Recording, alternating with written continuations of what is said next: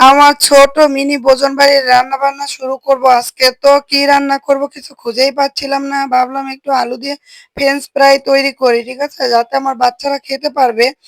তো বড় কিছু রান্না মানে বেশি কিছু যদি বড় হাঁড়ি পাতিল দিয়ে রান্না করি, সেক্ষেত্রে দেখা যায় লাকড়ি দিয়ে রান্না করতে হবে। আমি কিন্তু দেখতে পারবা তোমরা এই ছোট চুলাটাতে লাকড়ি দিচ্ছি না, রান্না করার জন্য দিয়েছি কিন্তু ল্যাম্প তোমরা দেখতে পাবে। ঠিক আছে?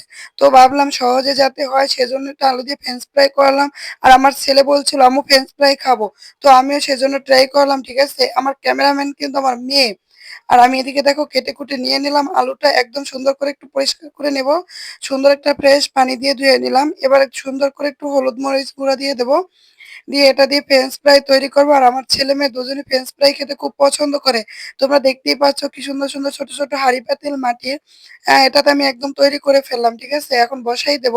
চুলাটা রেডি করে নিলাম ল্যাম্পটা যার কারণে তোমরা দেখতে পাবে না। এজন্য আমি একটু ক্যামেরাটা টান দিলাম যেহেতু ল্যাম্পটা ভিতরে জ্বলছে। এই যে দেখো আমার তেলটা একদম গরম হয়ে গিয়েছে। এখন আমার ফ্রেঞ্চ ফ্রাই গুলো দিয়েই দেব। আমার মেয়ে কিন্তু ওদিকে ক্যামেরা ধরছে আর হাসতেছিল যে কিরকম মানে হচ্ছিল সুন্দর। তো তোমরা দেখতেই পাও অনেক সুন্দর করে এটা ফ্রেঞ্চ ফ্রাইটা হয়ে যাবে।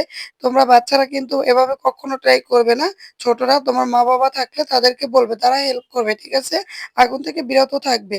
দেখো আমি ফ্রেঞ্চ ফ্রাই গুলো সুন্দর করে ভেজে নেব এখন। আর আমার ছেলে তো ওদিকে বসে, বসে মানে একদম জিহ্বায় জল চলে আসছে। বলছিল যে, "আম্মু আমি কখন খাবো, সে কখন খাবে এই নিয়ে মানে টেনশনে ছিল।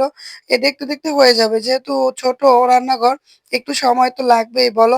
তোমরাও কিন্তু এখানে অনেক কিছু রান্না করতে পারো। আমি চাইলে কিন্তু বড় পাতিল বসাতে পারতাম। ইচ্ছা করে বসাই নাই তোমাদেরকে দেখাবো যে ছোট পাতিলেও রান্না করা যায় ভালো লাগে। তোমরা কিন্তু দেখতে পাচ্ছ আমি লাকড়ি ব্যবহার করি নাই। তার আগে একটা কথা বলি, আমি ফুচকা দিয়ে ভিডিও করতে চাইছিলাম। একটা ফুচকাকে কেটে ২ ভাগ করে নিছিলাম। তো আমি ক্যামেরা অন না করেই দেখো ওই যে ২ টা ফুচকা দেখা যায়, ও ২ টাকে ভেজে নিছি। তো আমার মেয়ে বলে, "আম্মু তুমি তো ক্যামেরাই অন করো নাই। তোমার ফুচকা তো ভাজা শেষ।" তো দেখেন ফুচকা ২ টা আগে ভেজে নিলাম। একবারে আলুগুলো সব হচ্ছিল না। যেহেতু কড়াইটা ছোট, তো কিছু আলু রেখে দিলাম। তো একটু পরে আবার দেবো। এগুলো একটু লাল করে ভাজবো। তারপরে দেখতে থাকুন আস্তে, আস্তে হয়ে যাবে। তো ভাবলাম আপনাদের সাথে মিনি ভোজন বাড়ির রান্নাবান্না একটু শেয়ার করি আপনাদের সাথে। এভাবে কিন্তু আমরা ছোটবেলায় ঝোলাভাতি খেলতাম। যাকে বলে যে পিকনিক, ছোট পিকনিক রান্নাবান্না করতাম এভাবে। তো ওই দেখছেন ওটাতে কিন্তু সুন্দর পাটা-পুতা আছে। আপনারা চাইলে মসলা বাটতে পারবেন। ঠিক আছে? মাটির হাঁড়িগুলো তো রান্না করা যায়। আমি ইচ্ছা করে বসাই নাই। যেহেতু কালি লাগবে সেজন্য। এই যে আমার আলু ভাজি মানে যেটাকে বলে ফ্রেঞ্চ ফ্রাই, গরিবের ফ্রেঞ্চ ফ্রাই হয়েই গেল অবশেষে। তো আপনারাও চাইলে এভাবে ট্রাই করতে পারেন। তবে অবশ্যই বড়রা ট্রাই করবে। ছোটরা কখনো এগুলো করতে যাবে না। তো ছোটরা করলে অবশ্যই মিথ্যে, মিথ্যে খেলবে। ঠিক আছে? দেখো আমার কিন্তু আরো একটা ছোট চুলা আছে। ওই যে আমার মাটির হাঁড়ি পাতিলের সাথে